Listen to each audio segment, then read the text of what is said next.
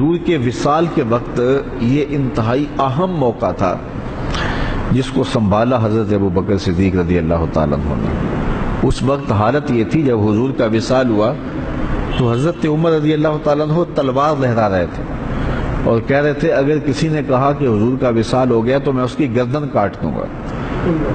حضور علیہ السلام کچھ وقت کے لیے سکتے میں چلے گئے ہیں، پھر اپنی اصلی حالت میں لوٹ آئیں گے، تو اگر کسی نے یہ کہا تو میں اس کی گردن کاٹوں گا۔ حضرت زید بن عبداللہ کے بیٹے جا کے اپنے باپ کو خبر دیتے ہیں باغ میں کہ ابا جان حضور کا انتقال ہو گیا، تو وہ وہی ہاتھ اٹھا کے اللہ کی بارگاہ میں عرض کرتے ہیں اللہم اذہب بصری حتی لا ارا بعد حبیبی محمد احد صلی اللہ علیہ وسلم۔ وہ کہتے ہیں اے اللہ میری آنکھوں کی بینائی اچک لے، میں ان آنکھوں سے اب حضور کے علاوہ کسی اور کو نہیں دیکھنا چاہتا۔ حضرت انس بن مالک رضی اللہ تعالیٰ عنہ فرماتے ہیں کہ جب حضور مدینے میں داخل ہوئے اس دن سے روشن دن میں نے نہیں دیکھا، اور جس دن حضور کا وصال ہوا اس دن سے تاریک دن میں نے نہیں دیکھا۔ بلال حبشی شہر مدینہ چھوڑ گئے کہ اب ان گلیوں میں حضور نظر نہیں آتے تو شہر میں رہ کے اب کیا کرنا ہے۔ اسی طرح حضرت سیدہ فاطمہ رضی اللہ تعالی عنہا روتی تھیں اور ساتھ کہتی تھیں صبت علی مصائب لو انہا صبت علی الیام سرنا لیالیا، میرے اوپر جو مصیبتیں پڑ گئی ہیں اگر وہ دنوں پہ پڑ جاتی تو وہ مصیبتوں سے رات بن جاتے۔ وہ غضبہ نامی اونٹنی جو حضور کی سواری تھی، اس اونٹنی سے حضور کا ہجر برداشت نہ ہوا، وہ حضرت سیدہ فاطمہ زہرا کی دہلیز پر سر رکھ کر کے روتی رہتی تھی اور باقاعدہ اس حال میں اس نے انتقال کیا۔ وہ داراز گوش جس پہ حضور سواری کیا کرتے تھے جسے یافور کہتے تھے، وہ ایک اندھے کنویں میں چھلانگ لگا کے اپنی جان سے ہاتھ دھو بیٹھا، جب حضور چلے گئے تو ہم نے جی کے کیا لینا ہے۔ ایک عجیب رنگ تھا کائنات کا۔ اب اس حالت کے اندر کہ صحابہ کے اوپر ایک سنکت آ رہی ہے، حضرت عمر تلوار لیے کھڑے ہیں، اور ان حالات میں جو منافق تھے انہوں نے ایک کھیل کھیلا، اور وہ کھیل کیا تھا، بڑا باریک چال تھی ان کی۔ انہوں نے کہنا شروع کر دیا واہ جی واہ، حضور کے موجود ہونے سے کیا رنگ تھا، کیا بہاریں تھی، کیا نمازیں تھی، کیا روزے تھے، کیا جہاد تھا۔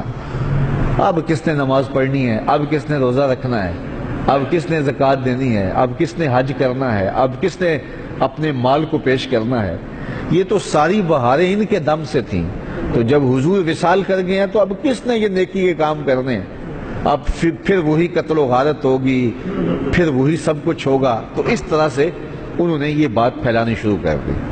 اب مجھے بتاؤ کہ یہ کتنا نازک موقع تھا، اور حالات صحابہ کے یہ تھے کہ ان سے سنبھلا نہیں جا رہا تھا۔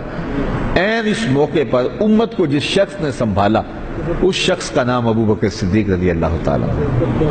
تو حضرت ابوبکر صدیق کھڑے ہوئے اور لوگوں کو متوجہ کیا، اور لوگ متوجہ ہو کے ان کے قریب آئے، لیکن حضرت عمر رضی اللہ تعالیٰ عنہ اسی حالت میں تھے۔ لیکن جب آپ نے لوگوں کو قریب کیا تو وہ بھی آ گئے، تو آپ نے لوگوں سے مخاطب ہو کر کہا لوگوں مجھے ایک بات بتاؤ کہ تم کس کی عبادت کرتے ہو؟ تو انہوں نے کہا کہ ہم اللہ کی عبادت کرتے ہیں۔ تو کہا کہ وہ تو حی ہے، وہ تو لا یموت ہے، وہ تو زندہ ہے، اس کو موت نہیں ہے۔ اور حضور اللہ کا فرمان اور حکم لے کر آئے تھے، اور جو ذمہ داریاں تھیں وہ نبھا کے حضور چلے گئے۔ اور پھر آپ نے وہ آیت پڑھی وما محمد اللہ رسول۔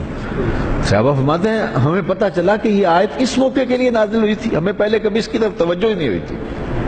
اور پھر فرمایا کیا جس دین کے لیے رسول اللہ نے اپنی ساری زندگی لگا دی، حضور نے اپنی ساری جوانی لگا دی، حضور نے ایک ایک لمحہ جس دین کے لیے صرف کر دیا، کیا حضور کے وصال کرنے کے بعد تم اس دین کو چھوڑ دو گے؟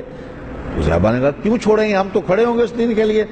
تو کہا پھر حضور چلے گئے اور تمہارے کندھوں پہ یہ ذمہ داری ڈال گئے ہیں، اب اٹھو اور اس دین کا جھنڈا لے کے پوری دنیا کے اوپر نکلو۔